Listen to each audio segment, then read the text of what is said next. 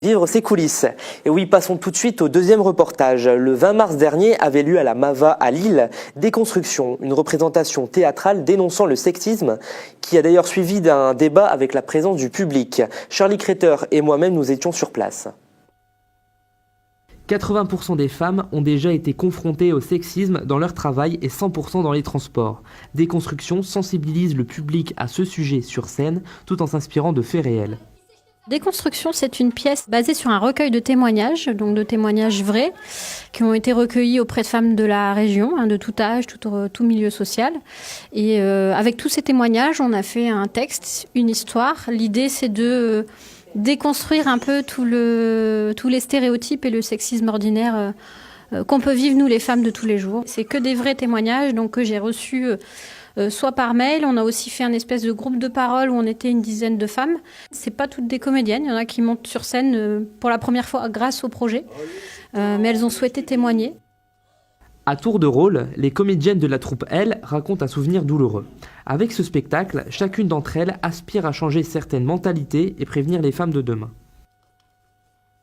C'est du sexisme ordinaire et on voudrait, en les mettant un petit peu en lumière, montrer que ça fait mal, que c'est pas anodin et que ça doit pas se banaliser. Je suis la première dans la vie quotidienne à toujours dire ça c'est pas normal, il faut se battre pour telle ou telle chose, ou il faut toujours, entre guillemets, en tant que fille, être un peu plus armée.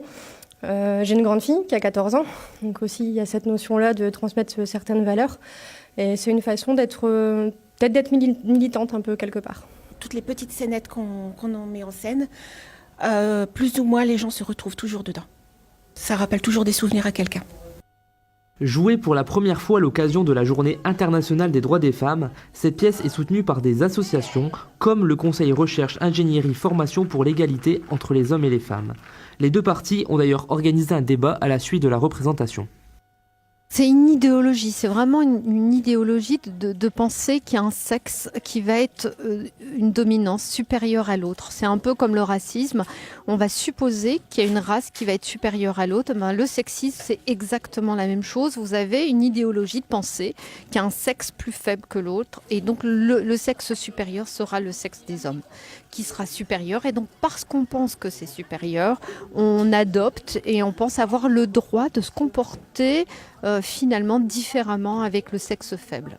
Seuls 2,9% des actes sexistes font l'objet d'une plainte. Ce débat était l'occasion pour les femmes et les hommes de briser le silence et de faire en sorte que ce sujet ne soit plus tabou.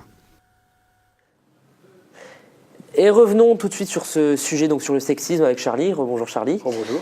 Alors, les comédiennes jouent-elles leurs propres témoignages? Alors oui, les témoignages sont inspirés de faits réels, comme l'a dit Sandra, mais elles ne jouent pas leurs propres témoignages, justement pour avoir un recul derrière ces témoignages. Mais comme elle l'a dit, les témoignages ont été recueillis soit par mail ou soit par les comédiennes qui ont vécu ces horreurs. Et quel type de personnes espèrent-ils sensibiliser le plus? Alors ils espèrent surtout sensibiliser les hommes, mais plus précisément les lycéens et les collégiens, parce qu'ils estiment que cette génération doit être sensibilisée le plus pour éviter de reproduire ce qu'ont fait les anciennes générations. Et donc ils ont aussi cette sensation que notre nouvelle génération, comme on peut le voir avec les manifestations pour le climat, qu'il y ait de plus en plus une prise de conscience quant aux questions sociétales. Assez vite chez les jeunes. Et enfin, y avait-il des victimes dans la salle?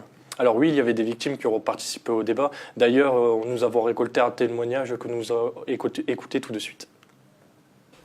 Et de lui dire, si tu me touches un cheveu, je vais tellement hurler dans la rue que les gens qui sont au bout de cette rue vont sortir et vont vous pourchasser. C'est ces mots-là qui les a arrêtés.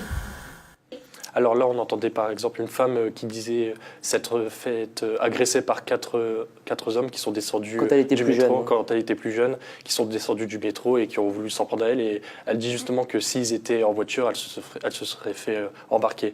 Et du coup, justement par rapport à ça, il y a un chiffre sur lequel il faut vraiment prendre conscience, c'est qu'il y a 25% des femmes âgées entre 18 et 29 ans qui ont peur de la rue, d'où cette femme qui était âgée, qui avait le même âge quand elle s'est fait agresser. Et la prochaine pièce, elle aura lieu où et quand? La prochaine présentation? La prochaine pièce se déroulera aussi dans les Hauts-de-France, mais dans la médiathèque de Courrières le 31 mars. D'accord, très bien. Merci beaucoup Charlie pour ces précisions. Et on passe